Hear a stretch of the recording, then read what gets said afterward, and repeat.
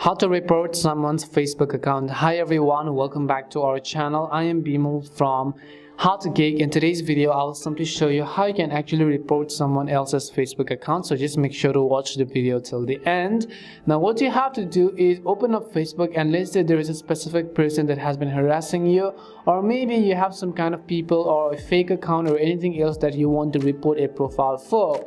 What you have to do is just search for that profile and open up their profile page. So let's say that I just open up this specific page over here. Now I'm just showing this to show you guys, I'm not really reporting this, but I'm just doing it to show you this is not really a fake profile or anything. After you go to the profile page, tap on the three dots on the right hand side of the screen, and right at the top you'll find the option called report profile. Whether it is a page or whether it is a profile, you'll find the option called report, so just tap on it. Now here you simply have to choose their reason for reporting. You have hate speech, you have nudity, you have violence, you have harassment, you have unauthorized sales, pretending to be something, fraud or scam, fake page, intellectual property or something else. Whatever your reason is, just select them, and if you don't find the reason, just select the option called something else.